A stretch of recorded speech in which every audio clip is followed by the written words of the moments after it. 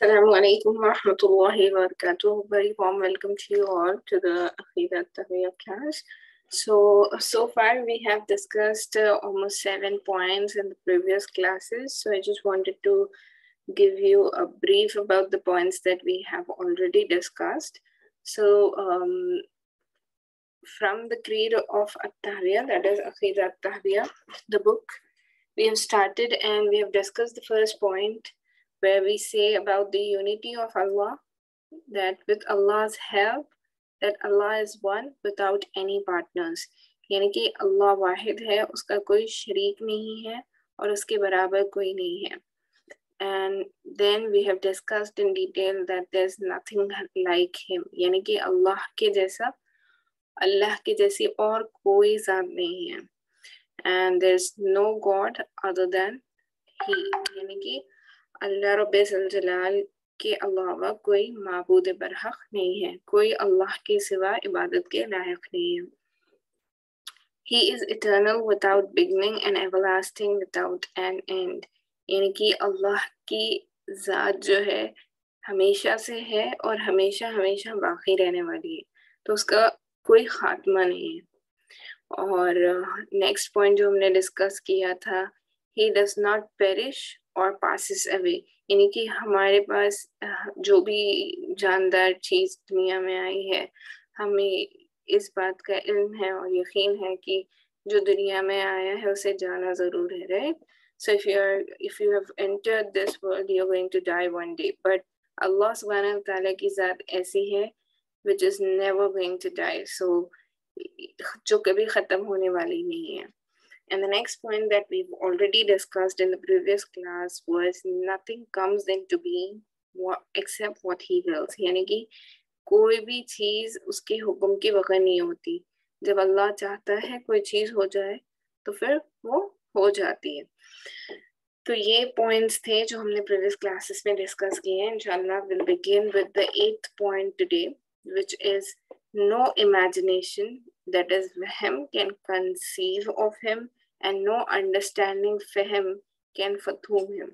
Now let us go into the details and understand what it means. यानी कि ना कोई तसव्वुर अल्लाह की तस्वीर अपने दिमाग में कायम कर सकता है और ना कोई फहम इसको समझ सकता है.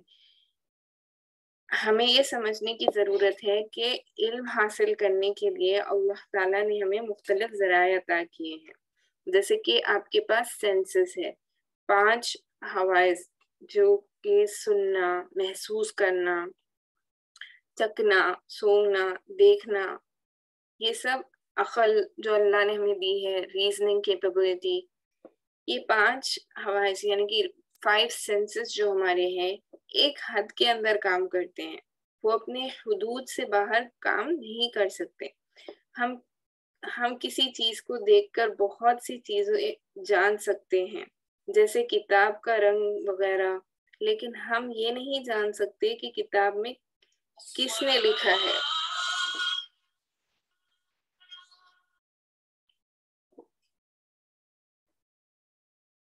अकल हमें इन हक़ाइक़ की तरफ ले जाती है. यानी कि अगर आपको समझना है कि आप क्या करना चाह रहे हैं, तो फिर just give me 1 minute.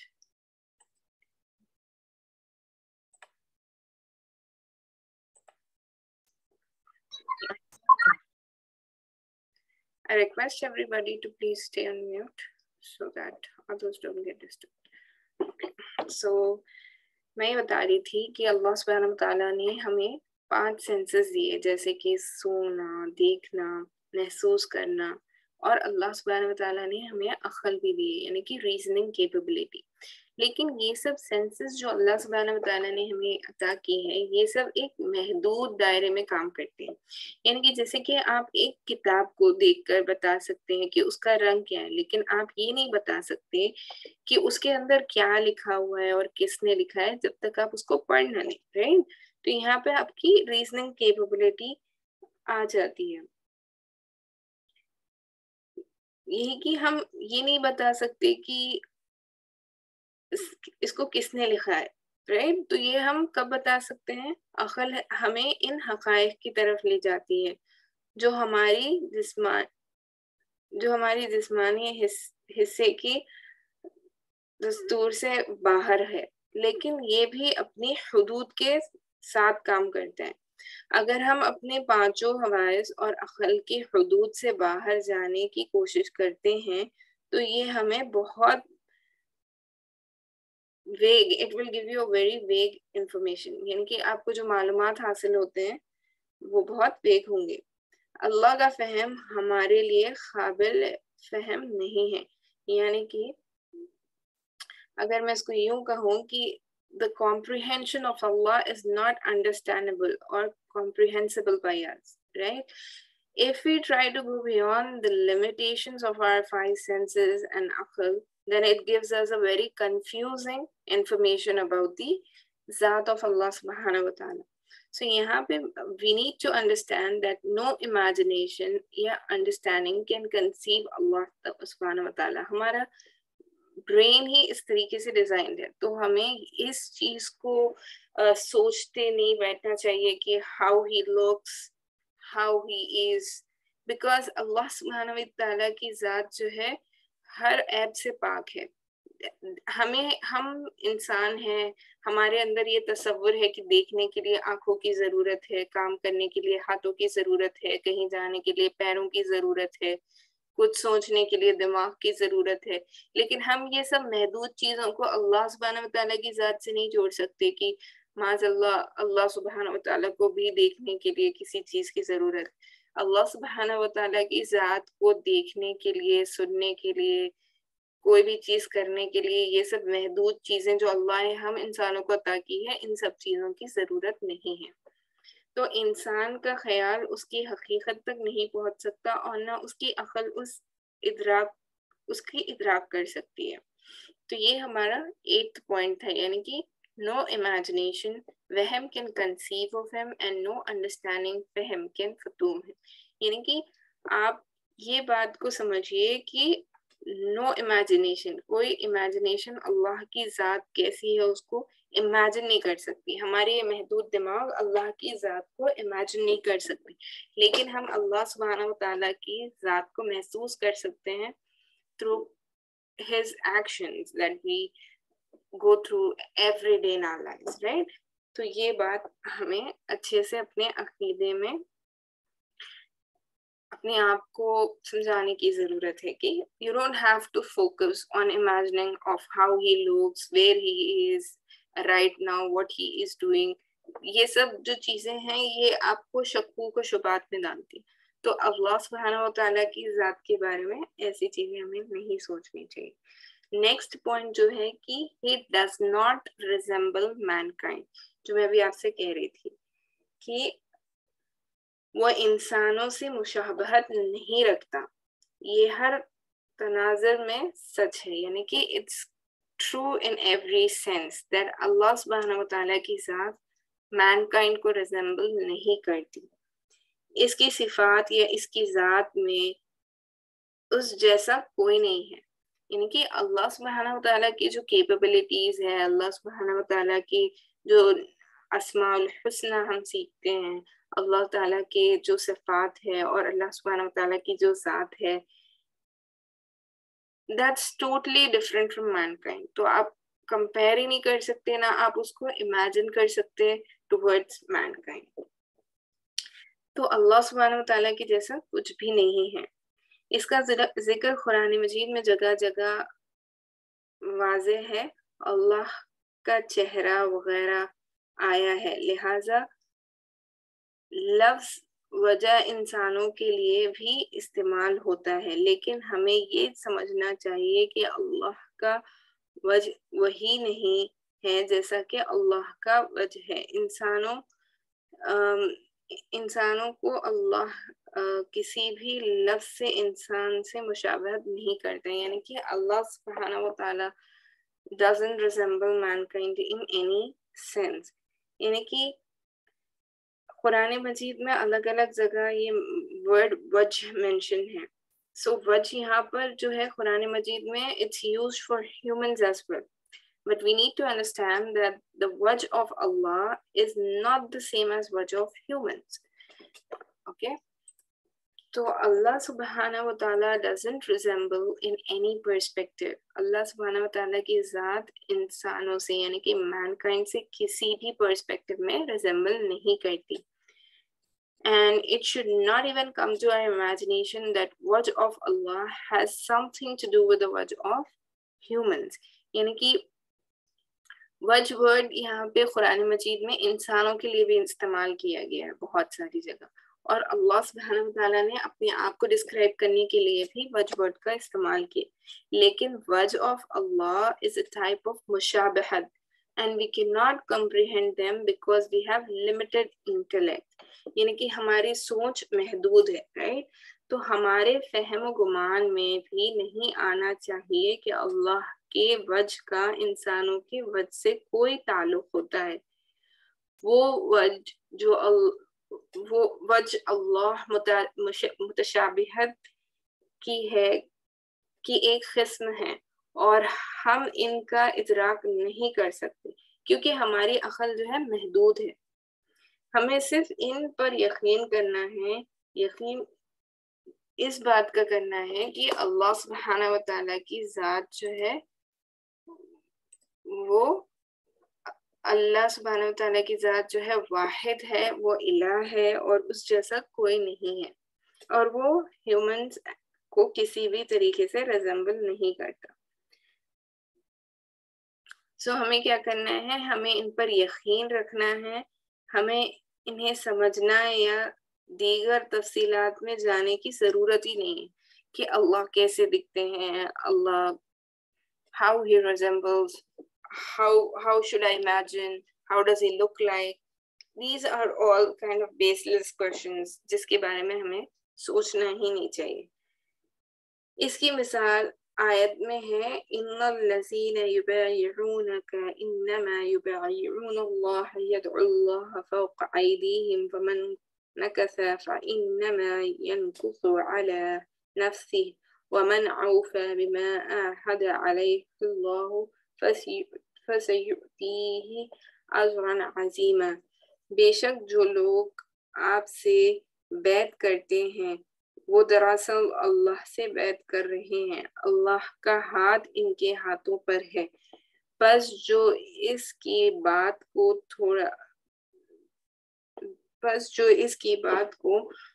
तोड़ता है वो ऐसा sorry, just a minute, somebody is on mute. I request everybody to please stay on mute.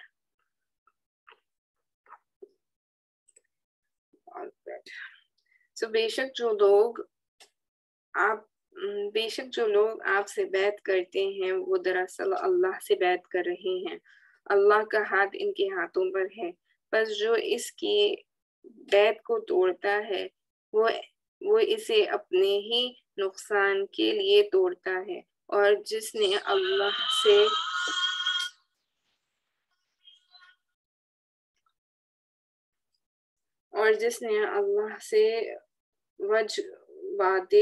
किए हुए वादे को तोड़ा, इस पर अल्लाह का बहुत बड़ा अज़ाब है.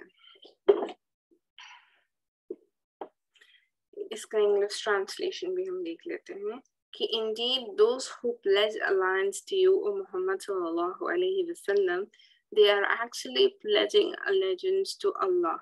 The hand of Allah is over their hands. So he who breaks his word only breaks it to determine to himself, and he who fulfills that which he has promised Allah, he will give him a great reward. यानी कि जो अल्लाह सुब्हानहू व तआला की बात माने तो अल्लाह सुब्हानहू व तआला उनको अजर देने वाला है. The next point that we are going to discuss is he is living and will never die, and he is all sustaining and he never sleeps. यानी कि अल्लाह सुब्हानहू व तआला कुरान मजीद में फरमाता है, अल्लाहु ला इलाहा इल्ला हुवल हय्युल क़य्यूम ला तअख़ुज़ुहु सीनतुन वला नऊम. यानी कि Allah, there is no deity except him, the ever living, the sustainer of all, existence. Neither drowsiness overtakes him nor sleep. यानी कि अल्लाह पाक के सिवा कोई माबूद नहीं है, हमेशा जिंदा रहने वाला है, तमाम जहानों का मालिक और पालने वाला है, ना इसको नींद आती है और ना गुनू करता है। अल्लाह ताला को किसी की मोहताजी नहीं कि वो इसे बरकरार रखे, लेकिन हमें अपने रिस्क के लिए चीज़ों की ज़रूरत है। अगर हमारे पास खाना नहीं है तो हम भूखे मर जाएंगे, पानी नहीं है तो हम प्यासे मर जाएंगे, सांस लेने के लिए हवा नहीं मिले तो भी हम मर जाएंगे, राइट? तो दूसरे लफ्जों में हम इन चीज़ों के मोहताज हैं, यानी कि we are dependent on the air, we are dependent on the food, we are dependent on water, and we have all seen and studied that water is required for our existence, यानी कि बिना पानी के human का कोई existence ही नहीं होता। तो ये सब चीज़ें जो है इंसानों के लिए कि we as humans are dependent on all these things. ये हमारे बुनियादी ज़रूरियात हैं, right? For our existence, we need water, we need air, we need air, water, and food to live. अल्लाह ताला को अपनी बका के लिए किसी चीज़ की ज़रूरत नहीं, यानी कि अल्लाह ताला बाकी रहने के लिए he is not dependent on any of these things. इसे नींद नहीं आती, अगर हम नहीं सोएंगे तो we will not be productive. आप देखते हैं कि अगर आप किसी दिन बहुत ज़्यादा काम की वजह से नहीं सोते हैं and you're awake for the entire night, आप ऑब्जर्व करेंगे कि आप नेक्स्ट दिन you will be less productive at your work. आप अपने काम में उतने एफिशिएंट नहीं हो पाते जितने आप प्रीवियस डे जब आप सोकर उठे हैं, आप जितने प्रोडक्टिव होते हैं उतने प्रोडक्टिव आप नहीं हो पाते। तो ये सब चीज़ें जो है हम इंसानों के लिए एप्लीकेबल है, लेकिन अल्लाह सुब्हानहू व तआला की ज़ात के लिए this is not applicable. He doesn't get tired, वो हमेशा अवेक है, he is all living and he never sleeps.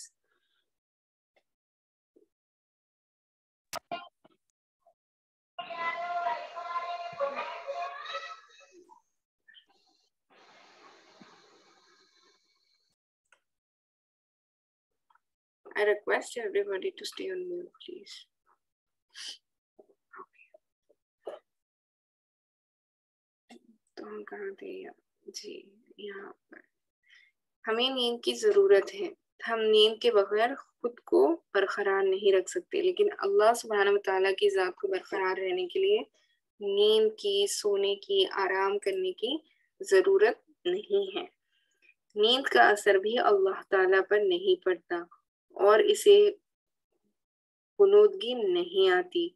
हमारे ये कमज़ोरी है कि नींद न आए तो थक जाते हैं, लेकिन एक हदीस में है कि बेशक अल्लाह नहीं सोता और ये भी दुरुस्त नहीं कि वो सोए, यानी कि अल्लाह सुब्हानहू व तआला की ज़ात हमेशा हमेशा हमेशा मुतवज्जे होती है।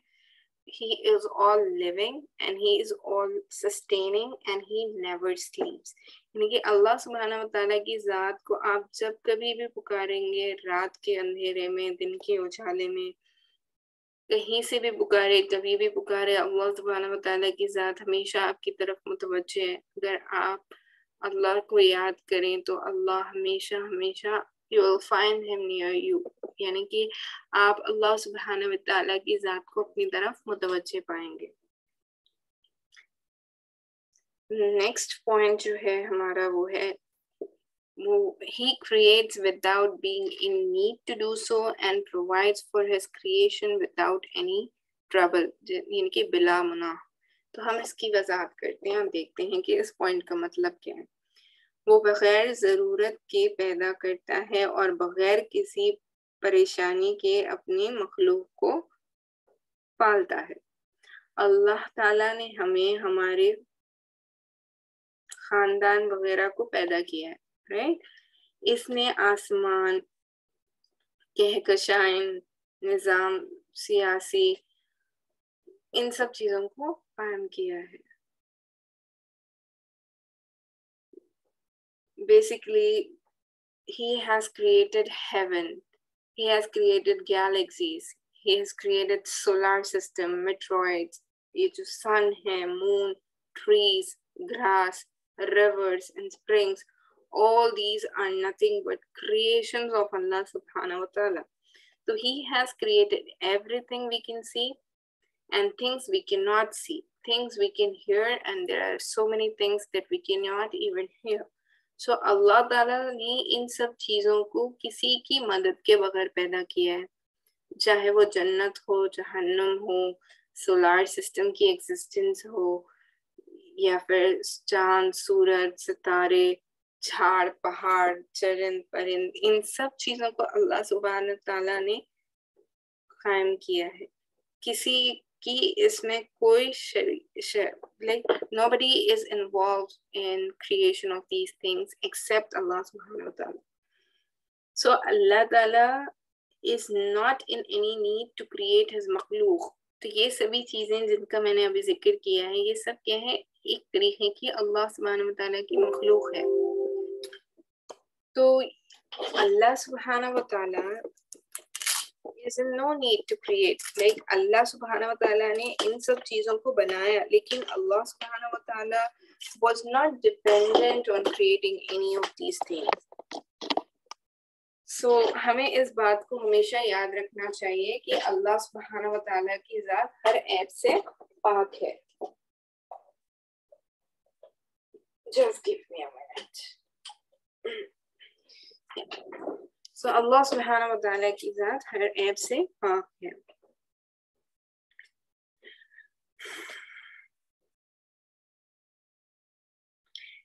اس نے ہر چیز بنائی ہے, وہ چیزیں جو ہم دیکھتے ہیں, پھر وہ چیزیں جو ہم نہیں دیکھ سکتے, وہ چیزیں جو ہم سنتے ہیں, اور وہ چیزیں جو ہم نہیں سن سکتے.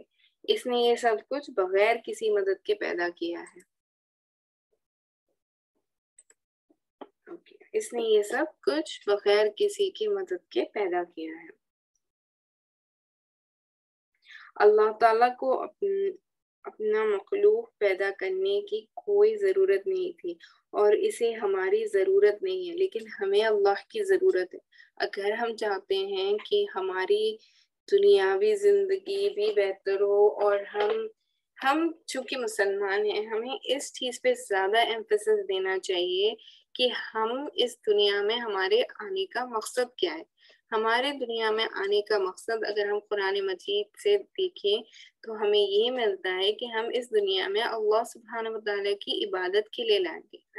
اللہ نے انس و جن کو اپنی عبادت کے لیے پیدا کیا, بٹ ہم اس امپورٹنٹ چیز کو بھول بیٹھے ہیں کہ ہم یہاں پر ٹیمپرری ٹائم کے لیے آئے ہیں, یعنی کہ we are here in this world for a very limited duration.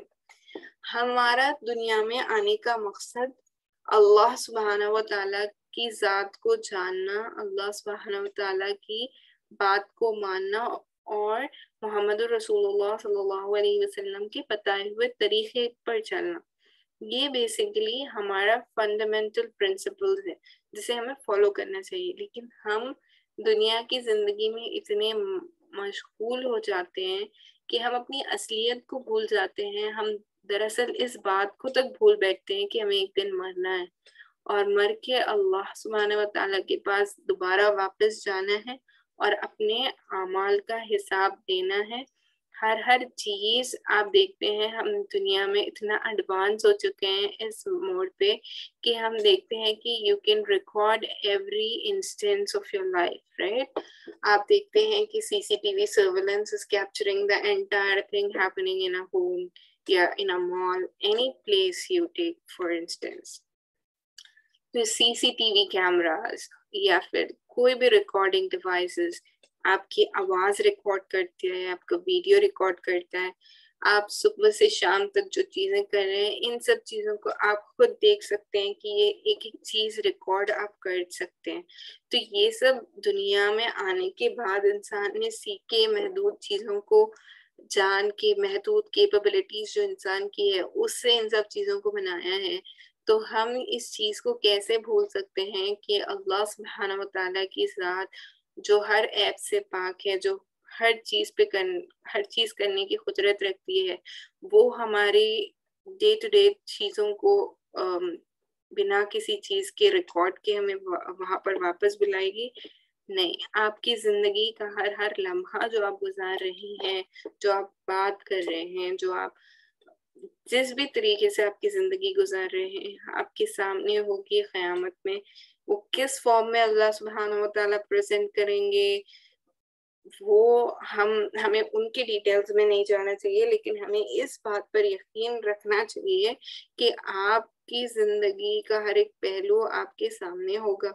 تو آپ کی زندگی آپ کس طریقے سے گزاریں گے اس طریقے سے آپ کو موت نصیب ہوگی. جیسے کہ ہم بتاتے ہیں، ہم سنتے ہیں، دیکھتے ہیں کہ اگر کوئی اللہ والے ہے یا کوئی دیندار آدمی ہے یا عورت ہے، تو جیسی آپ کی زندگی گزرے گی، اگر آپ کا صبح سے شام تک کا روٹین یہ ہے کہ دین کے لیے کام کریں، تو ہم امید یہ کر سکتے ہیں کہ جب آپ کو موت آئے گی تو آپ جو ہے ایمان والی موت آپ کو نصیب ہوگی، یہی دین کے کام کرتے ہوئے یا دینی کوئی مشغولیت میں آپ کو موت آئے گی. لیکن اگر آپ کی 24 گھنٹے والی زندگی ایسی ہے جس میں اللہ سبحانہ وتعالیٰ کو نہ تو آپ یاد کرتے ہیں، نہ تو آپ نمازوں کی پابندی کرتے ہیں، نہ تو قرآن کی تلاوت پر توجہ دیتے ہیں، تو پھر ہم یہ امید نہیں کر سکتے کہ آپ کو ایمان کی حالت میں موت آئے گی یا پھر ایمان کی حالت پر آپ کا خاتمہ بالخیر ہونا آسان ہے. کیونکہ جس طریقے سے اپنی زندگی کو گزارتے ہیں، بتایا جاتا ہے کہ موت بھی اسی حال میں آتی ہے. یعنی کہ ہم دیکھتے ہیں نا، اکثر لوگوں کو ہم دیکھتے ہیں کہ while delivering a speech, while singing a song, they die.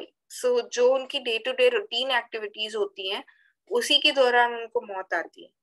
تو ایسے بہت سے نیک لوگوں کے بارے میں بھی آپ نے دیکھا ہوگا کہ جو بیان دیتے دیتے دنیا سے گزر گئے، یا جو قرآن کی تلاوت کرتے کرتے گزر گئے.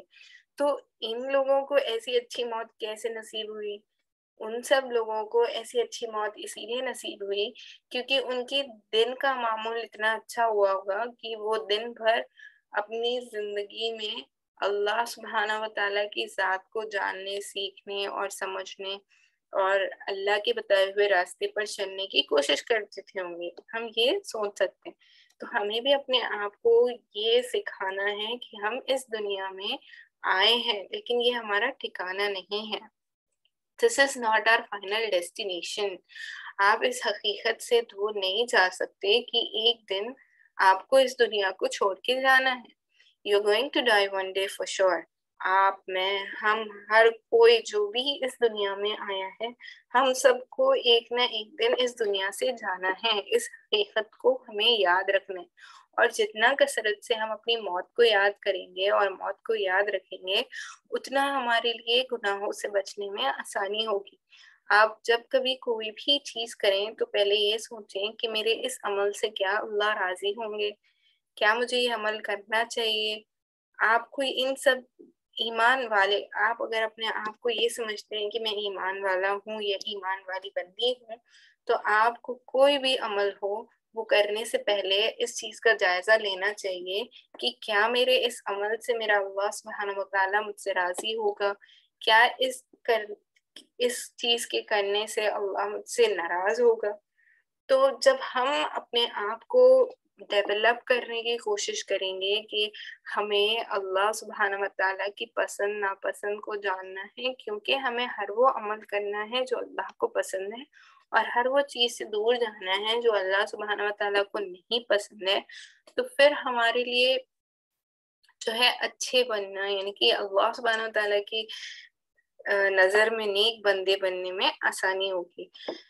تو میں یہی چیز پہ ایمفسائز کروں گی کہ ہم اس حقیقت کو نہ بھولیں کہ ہمیں اس دنیا سے جانا ہے، اور دنیا سے ہم جانے کے لیے ہمیں پریپیئر بھی کرنا ہے. یعنی کہ اللہ نے ہمیں جب اس دنیا میں بھیجا ہے تو ایک مقصد سے بھیجا ہے نا, کہ ہمیں عبادت کرنی ہے, اپنی آخرت کو سنوارنا ہے.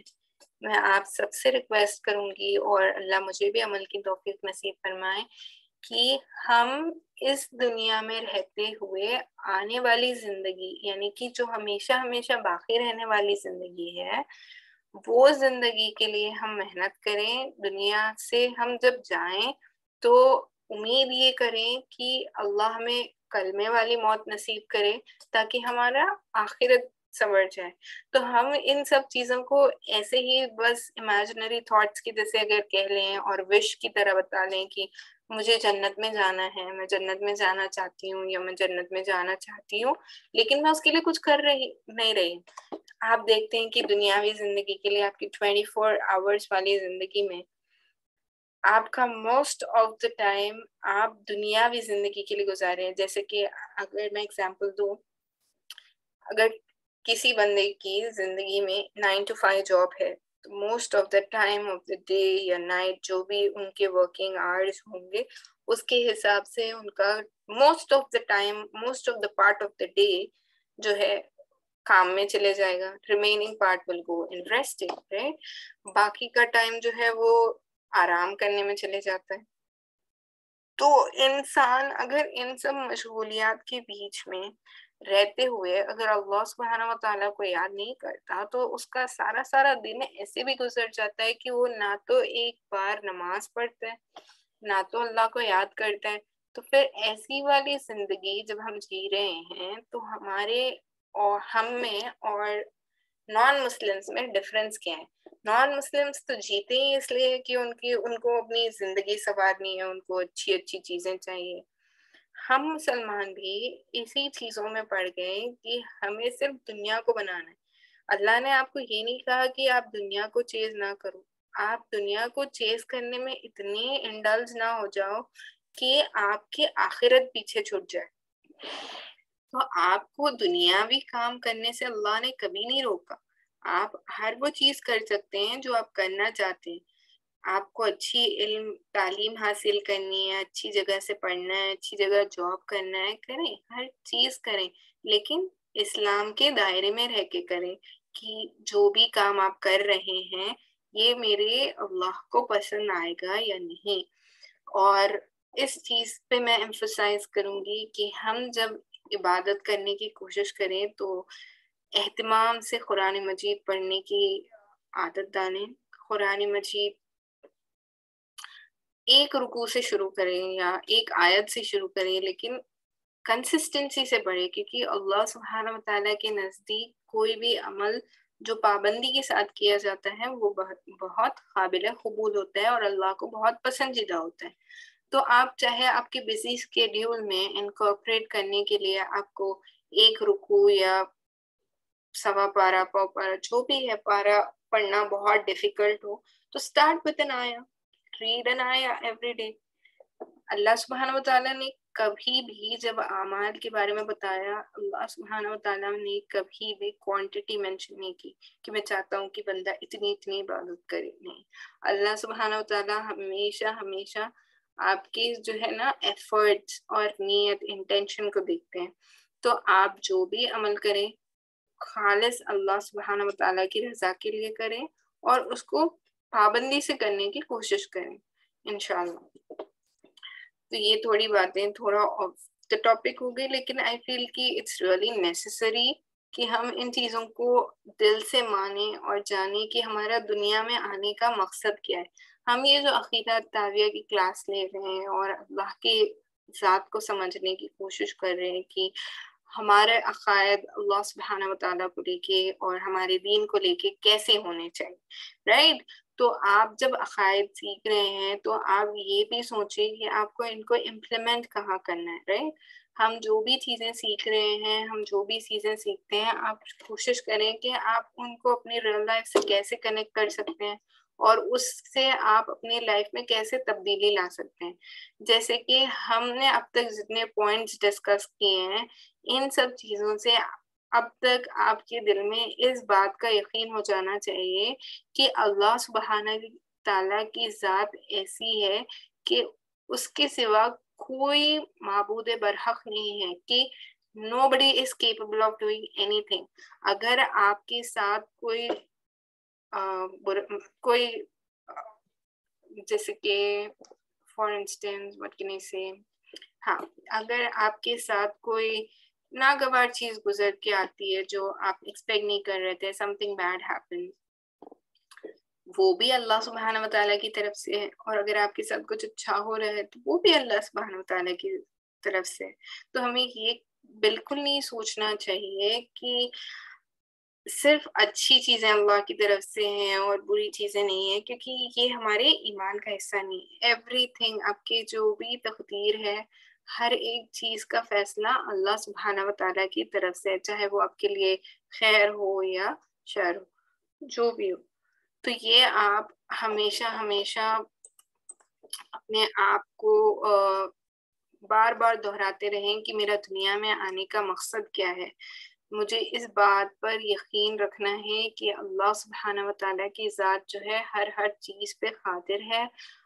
جو بھی ہوگا ہمیں اپنے ایمان کو بلند کرنے کی ضرورت ہے کہ اللہ سبحانہ وتعالیٰ کی ذات ہی ہے جو ہر چیز پہ قدرت رکھتی ہے۔ جو بھی ہوگا، جو بھی ہو رہا ہے، یہ اللہ کی مرضی سے ہو رہا ہے، اور اللہ سبحانہ وتعالیٰ کی ذات ایسی ہے کہ اس کو کسی چیز کی ضرورت نہیں ہے۔ It's not dependent on anything. یہ چیز کو اچھے سے ہمیں اپنے دماغ میں بٹھا لینا ہے کہ اللہ سبحانہ وتعالیٰ کے بارے میں جب ہم کہہ رہے ہیں تو اللہ سبحانہ وتعالیٰ کی ذات جو ہے ہر عیب سے پاک ہے۔ اوکے، جیسے کہ we have many things that we need to do for us to survive۔ اگر ہم واپس ہمارے ٹاپک کی طرف، جو پوائنٹ ہم ڈسکس کر رہے تھے اس کی طرف آئے، تو ہم یہ دیکھتے ہیں کہ ہم اگر سروائیو کرنا چاہتے ہیں تو we are dependent on so many things، جیسے کہ ہمیں ہوا کی، پانی کی اور کھانے کی ضرورت ہے۔ لیکن جب ہم اللہ سبحانہ وتعالیٰ کی بات کریں، اللہ سبحانہ وتعالیٰ کی ذات کی بات کریں، تو اللہ سبحانہ وتعالیٰ کو ان سب چیزوں کی ضرورت ہی نہیں ہے۔ اللہ تعالیٰ قرآن مجید میں فرماتے ہیں یا ایھا الناس وانتم الفقراء الی اللہ واللہ هو الغنی الحمید۔ O mankind, you are those in need of Allah while Allah is free of need, the praiseworthy۔ یعنی کہ مخلوق کو اللہ کی ضرورت ہے، right؟ اللہ کی یہ جو مین کائنڈ ہے اس کو ضرورت ہے، لیکن اللہ کو کسی بھی چیز کی ضرورت نہیں ہے، اور وہ تعریف کے لائق ہے۔ اے لوگو، تم اللہ کے محتاج ہو جبکہ اللہ کی نیاز ہے، قابل تعریف ہے۔ اللہ تعالیٰ اپنی تمام مخلوقات کو بغیر کسی پریشانی کے عطا کر رہا ہے۔ چلیں ہم تھوڑے ایگزامپلس دیکھتے ہیں کہ فار ایگزامپل بلو ویل ہے۔ آپ نے یہ سنا ہوگا نا کہ بلو ویل ایک ویل ہے جو سب سے بڑی ویل ہے۔ اگر آپ دیکھیں تو آپ سمجھیں گے کہ بلو ویل جو ہے کرلز کھاتی ہے۔ کرلز جو ہے شرمز، یعنی کہ جو جھینگے ہوتے ہیں اس کے جیسا ایک کریچر ہوتا ہے۔ تو ایک بلو ویل 4 ٹن کرلز کھاتی ہے پر ڈے۔ سبحان اللہ۔ اللہ سبحانہ وتعالیٰ کی ذات کیسی وسیع ہوگی جو اتنی ساری مخلوقات کو اتنا آسانی سے رزق پہنچاتی ہے۔ آپ جسٹ امیجن کریں، ایک بلو ویل ایک دن میں 4 ton 1 ton is equal to almost I think 100 or 1000 quintals if I'm not wrong.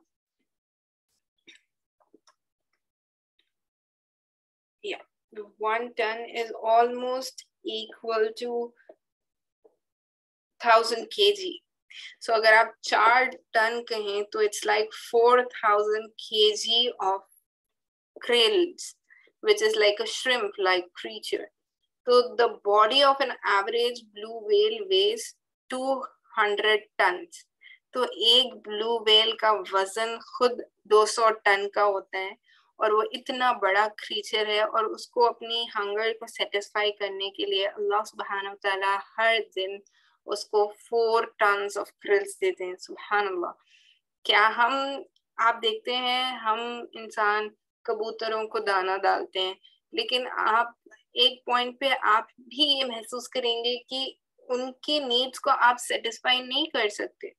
میں تو بہت چھوٹا سا ایگزامپل دے رہی ہوں آپ کو کہ کبوتر کو ہم جو دانہ ڈالتے ہیں ہم اس کو ایک بار ڈالیں گے اور وہ پھر بار بار آنے لگے تو ہمیں یہ فیل ہوگا کہ ہم کتنے بار ڈالیں. ہاں تو ہم ایک بار آؤٹ آف لو ڈال دیں گے, محبت سے ڈال دیں گے, لیکن بار بار جب وہ آنے لگیں گے ہم ڈیلی بھی ان کو ڈالیں گے محبت سے, لیکن ہم محدود کوانٹٹی میں ڈال سکتے ہیں, محدود کیپبلٹیز کے ساتھ ڈال سکتے ہیں. لیکن اللہ سبحانہ و تعالیٰ کی ذات کتنی عظیم و شان ہے. آپ دیکھ سکتے ہیں کہ یہ تو میں نے ایک ایگزامپل دیا جیسے کہ بلو ویل. اس کے علاوہ بھی ہم اگر برڈس میں دیکھیں چرند پرند میں تو جو سب سے ہنگریسٹ برڈ ہے وہ ہے ہمنگ برڈ, کیونکہ it burns its energy very fast. And جتنا کھانا ایک ہمنگ برڈ کھاتی ہے اس کے ایکویلنٹ اگر انسان کھائے تو a human would have to eat 30 hamburgers just to match the equivalent of what a hummingbird consumes in a day. The hummingbird, this is because they are extremely fast. Hummingbird bahut tez. If you have seen a hummingbird, you will be able to see that they always try to fly with their wings. They are always burning a lot of energy. And their heart beats 1260 times per minute in a flight.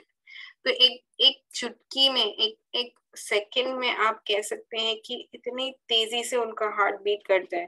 سو اللہ تعالیٰ is providing to all these creatures. آپ دیکھیں کہ سبحان اللہ, اللہ سبحانہ و تعالیٰ کے لیے ساری مخلوق کو رزق پہنچانا اتنا آسان ہے. ہم دیکھتے ہیں نا ورلڈ کا پاپولیشن بڑھ رہا ہے ہمارے حیدرآباد میں ہی. آپ دیکھیں کہ you're seeing so many people coming in and staying, مطلب کتنا گریٹر ہوتے جا رہا ہے. تو آپ یہ دیکھیں کہ اتنے ہم جسٹ 2 منٹ کے لیے سوچنے بیٹھے کہ ہم جب ہمارے گھر کے ایکسپینسز کو مینیج کرنے کے لیے کوشش کر رہے ہوتے ہیں کہ ہمیں اس میں ہی اتنی ڈیفیکلٹی ہوتی ہے کہ اپنے ایکسپینسز اور اپنے خرچوں کو مینیج کریں. تو جسٹ آپ 2 منٹ کے لیے اپنی آنکھ بند کر کے امیجن کریں کہ اتنے سارے فیملیز میں اتنے سارے ممبرس, ہر کسی کو, یہ تو میں صرف ہیومنس کی بات کر رہی ہوں جن کے بارے میں ہم آسانی سے امیجن کر سکتے ہیں کہ ہر کسی کی نیڈ کیا ہے, رائٹ. تو یہ جو مخلوق ہے ہیومنز, ہم ان کے بارے میں آسانی سے سمجھ سکتے ہیں کہ ہماری نیڈس اینڈ کیپبلٹیز کیا ہیں. تو آپ یہ دیکھ سکتے ہیں کہ اتنے سارے لوگوں کو اللہ سبحانہ و تعالیٰ at the same time around the world, آپ کی امیجنیشن میں بھی نہیں آ سکتا کہ کون سی مخلوقیں ہیں اللہ سبحانہ و تعالیٰ کی, right. living in the oceans, living on the trees, living inside the sand, insects, بہت ساری مخلوقیں ہیں اور ہر کسی کو اللہ سبحانہ و تعالیٰ رزق پہنچا رہا ہے. So isn't it amazing کہ I mean like اللہ سبحانہ و تعالیٰ کی ذات اتنی, you will be astonished by his presence. I mean like آپ اس بات کو ماننے کے لیے دل سے راضی ہو جائیں گے جب آپ ان سب چیزوں پہ غور و فکر کریں کہ واقعی میں کوئی ایک ذات ہے جو اللہ کی ذات ہے جو ہر چیز کو رزق پہنچا رہی ہے, ورنہ ہر چیز اپنے اکارڈنگلی جو ہے سروائیو نہیں ہو پاتی, رائٹ. تو یہ چیز آپ کو سمجھنی چاہیے.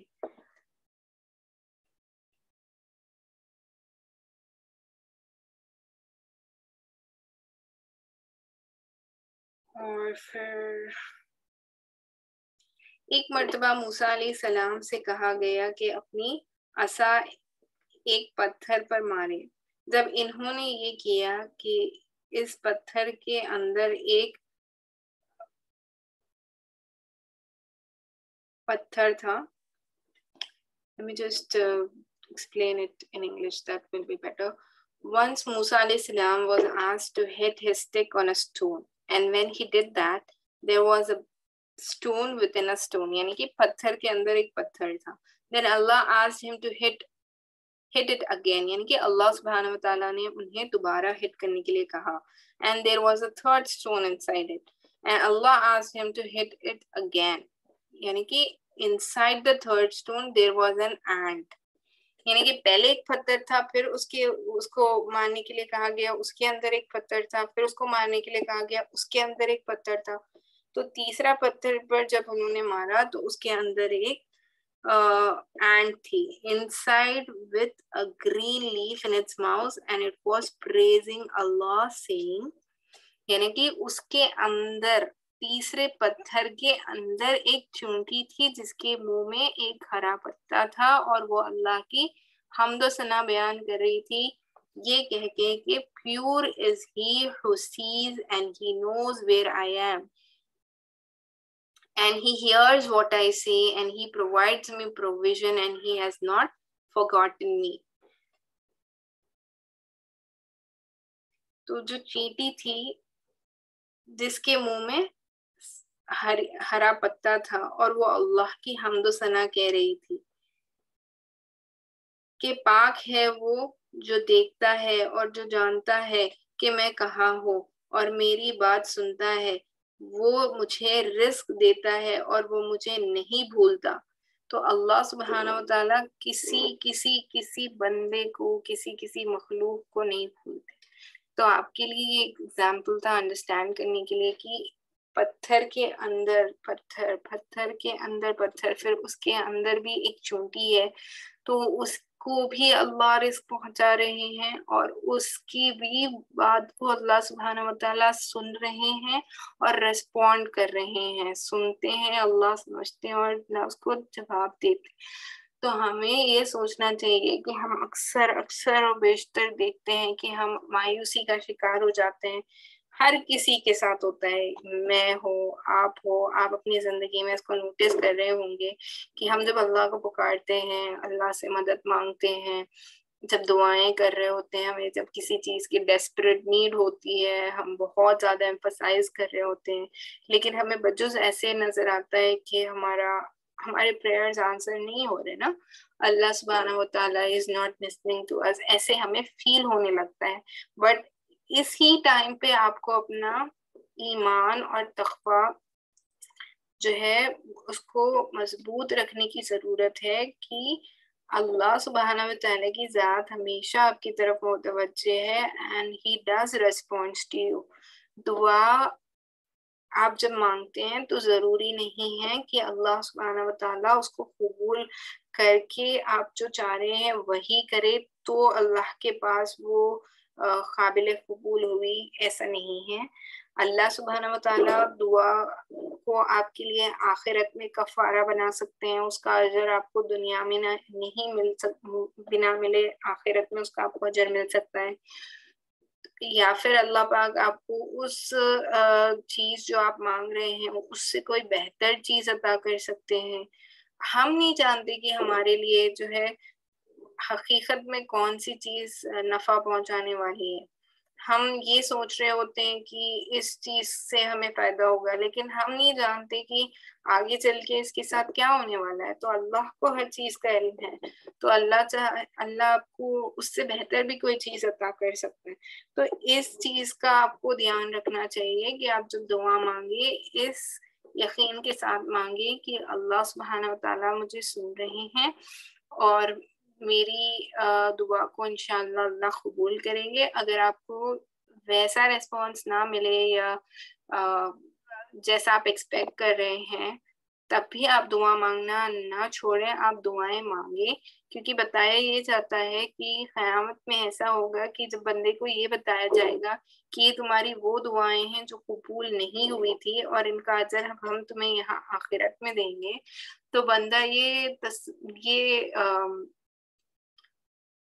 ख्वाहिश करेगा कि काश मेरी दुनिया में कोई दुआ ही नहीं कबूल हुई होती, क्योंकि मुझे हर वो दुआ जो मेरी कबूल नहीं हुई दुनिया में उसका इतना अजर यहाँ पे मिल रहा है. تو جب وہ بندہ دیکھے گا تو وہ یہ اللہ سے وہ کرے گا کہ وش کرے گا کہ کاش کی میری کوئی دعا قبول نہیں ہوئی ہوتی، رائٹ؟ تو ہمیں دعا جب مانگے تو بالکل مایوس نہیں ہونا چاہیے. آئی نو میرے لیے بھی اب یہ کہنا آپ کے لیے، آپ کے سامنے بہت آسان ہے، لیکن ہم سب کے لیے یہ مشکل ہو جاتا ہے جب چیزیں اپنی جگہ پر نہیں ہو رہی ہوتی. ان سب چیزوں کو دل سے یقین کے ساتھ ماننا مشکل ہو جاتا ہے، لیکن یہیں پر تو ہمارا ایمان کام آتا ہے نا.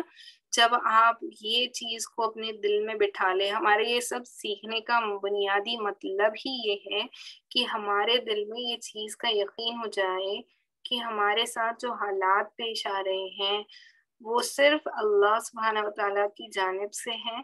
ہمارے ساتھ جو بھی ہوگا وہ انشاءاللہ اللہ اچھا کرے گا. آپ ہمیشہ یہ گمان رکھیں کہ جو بھی آپ کے ساتھ ہو رہا ہے وہ اللہ پاک کی طرف سے ہے اور وہ اچھا ہوگا.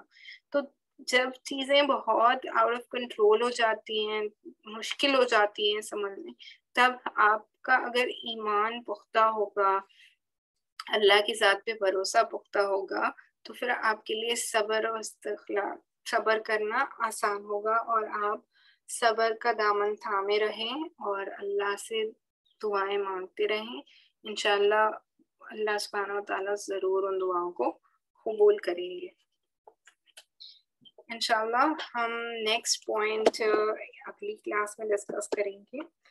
اس کے علاوہ میں جو ہماری ڈے ٹو ڈے سنتیں ہیں ان میں جو ہے کچھ امپورٹنٹ پوائنٹس آپ کے سامنے پیش کرنا چاہوں گی تاکہ we are not missing on the sunnah of Prophet Muhammad sallallahu alaihi wasallam. انشاءاللہ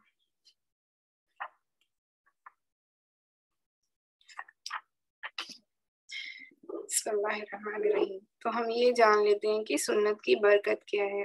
حدیث میں حضرت محمد رسول اللہ صلی اللہ علیہ وسلم نے ارشاد فرمایا، جس شخص نے میری سنت کی حفاظت کی، دل و جان سے اس کو مضبوط پکڑا اور اس پر عمل کیا، تو اللہ تعالیٰ 4 باتوں سے اس کا اکرام کرتے ہیں.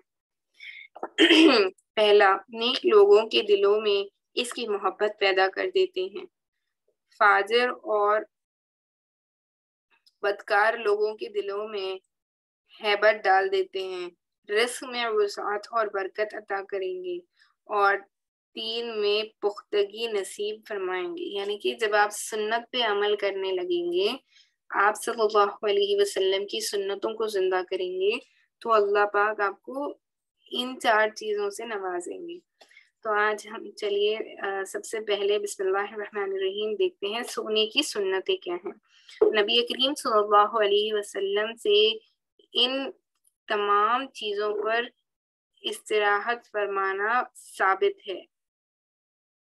بوریا، چٹائی، کپڑے کا فرش، زمین، تخت، چارپائی، چمڑا اور کھال، باوضو سونا. حدیث پاک میں آیا ہے، جو شخص باوضو سویا اور اسی رات میں انتقال ہو گیا، اسے شہید کا مرتبہ ملے گا. جب بستر پر آئیں تو اسے اپنے کپڑے سے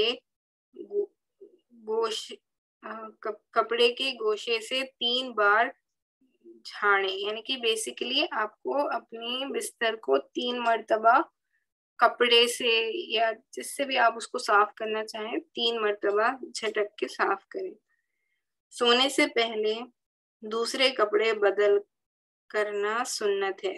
سونے سے پہلے بسم اللہ کہتے ہوئے درج ذیل امور انجام دیں. یعنی کہ دروازہ بند کریں، چراغ بجھا دیں، مشکیزے کا منہ بند کر دیں. یعنی کہ اگر آپ پانی پینے کے لیے کوئی بوتل یا کوئی گھڑا جو بھی آپ استعمال کرتے ہیں اس کو ڈھانک کے رکھیں. برتن ڈھانک دیں، مشکیزے کا منہ بند کر دیں، برتن ڈھانک دیں. اور اگر اس وقت ڈھانکنے کے لیے کچھ نہ ملے تو برتن کے منہ پر چوڑائی میں ایک لکڑی ہی رکھ دیں. یعنی کہ بیسیکلی یہاں پر ایمفسائز کیا گیا ہے کہ آپ کس بھی طریقے سے اس کو ڈھانک دیں. یعنی کہ یہاں پہ ایگزامپل کے طور پہ یہ بتایا جا رہا ہے کہ آپ اس میں ایک لکڑی ہی کیوں نہ ڈال دیں which acts as a barrier. عشاء کی نماز کے بعد قصے کہانیوں کی ممنوعات ہے. نماز پڑھ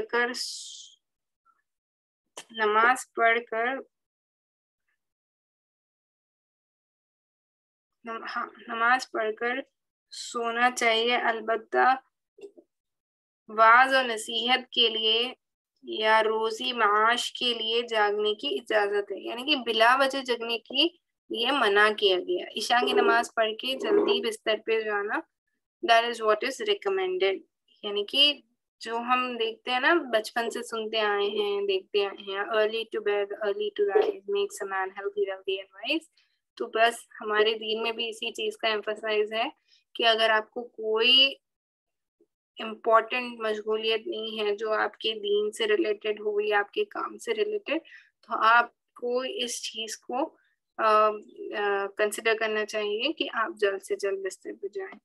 سوتے وقت ہر آنکھ میں 3 سلائی سرما لگانا عورت اور مرد دونوں کے لیے مسنون ہے. جب سونے کا ارادہ ہو تو قرآن شریف کی آیت اور سورتیں پڑھ لیے. مثلاً سورہ محمد، آیت الکرسی، سورہ ملک، تبارک الذی اور الف لام میم سجدہ جو 21ویں پارے میں ہے، اور درود شریف. اگر زیادہ نہ پڑھ سکیں تو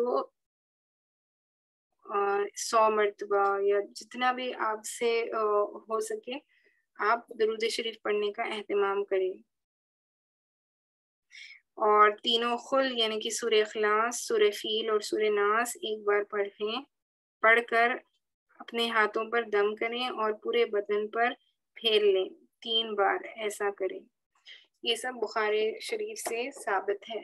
اور اس کے علاوہ ایک اور ریچول جو آپ سونے سے پہلے کر سکتے ہیں جو حدیث پاک سے ثابت ہے وہ یہ ہے کہ جب آپ بستر پہ جائیں تو میں نے یہ حدیث کل ہی پڑھی تھی کہ اس کے راوی جو ہے حضرت علی رضی اللہ تعالیٰ عنہ اور فاطمہ رضی اللہ تعالیٰ عنہ ہے کہ آپ صلی اللہ علیہ وسلم ان کے گھر تشریف لائے تھے.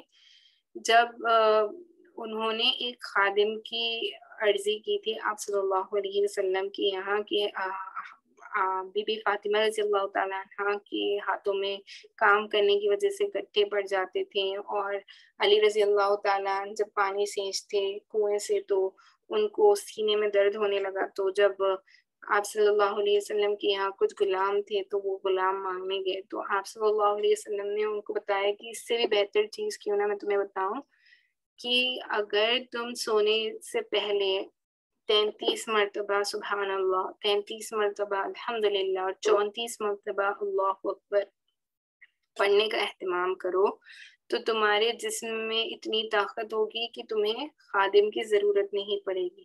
تو یہ جو عمل ہے کہ آپ سونے سے پہلے یہ عمل کریں، اس سے نہ صرف آپ کو جسمانی توانائی ملے گی بلکہ یہ عمل اور آپ کی ہر نماز کے بعد جو آپ پڑھتے ہیں نا تسبیح فاطمہ، سبحان اللہ، الحمدللہ، اللہ اکبر، اگر آپ ان دونوں چیزوں کو کرنے کا اہتمام کریں تو اللہ تعالیٰ آپ کو جنت نصیب کرے گا انشاءاللہ.